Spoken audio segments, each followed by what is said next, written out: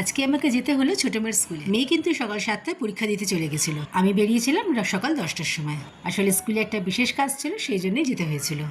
এই কারণে সকালে শুধু আমি ব্রেকফাস্টে করেছি সবার জন্য পাউরুটি আর ডিম। এরপর স্কুলে চলে যাওয়ার পর মেয়ের কাছে বড় মেয়ে ফোন করে বলে যে আমি কি লাঞ্চে কিছু বানাবো। আমি বললাম বানাও। ও বানিয়েছিল চিলি চিকেন আর ফ্রাইড রাইস। ওর খাবারটা রেডি হওয়ার সঙ্গে সঙ্গেই কিন্তু আমিও বাড়িতে চলে আসি। এবারে আমরা ওটা দিয়ে সবাই লাঞ্চ করি। আমি আর আমার ছোটো মেয়ে, আর আমার হাজব্যান্ডও তখন ছিল না। আর বড় মেয়ে টিফিন বক্সে করে নিয়ে যায়, কারণ ওর কলেজে দেরি হয়ে যাবে, সেই জন্য বাড়িতে খাইনি, ও কলেজে গিয়ে খাবে। যাই হোক, খাওয়া দাওয়া করে দুপুরবেলা একটু রেস্ট নিয়ে নিই, মানে ঘুমিয়ে নিই। তারপরে এই যে বিকেলবেলা উঠে কিন্তু আমি রাতের খাবারের জন্য রেডি করছি। রুটি আজকে করেছি ঢেঁড়স আলুর সবজি, আর করব ডিম ভাজা।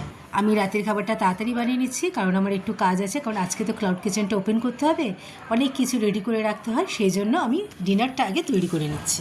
ও বলাই তো হলো না, আমি দেবিকা, আমি শ্যামবাজার থেকে একটা ছোট্ট ক্লাউড কিচেন রান করি, ক্রেভিংস ডট নামে। তো আজকের মতো এইটুকুনি, আবার আসবো আমার কাজের গল্প নিয়ে তোমাদের সঙ্গে গল্প করতে। টাটা।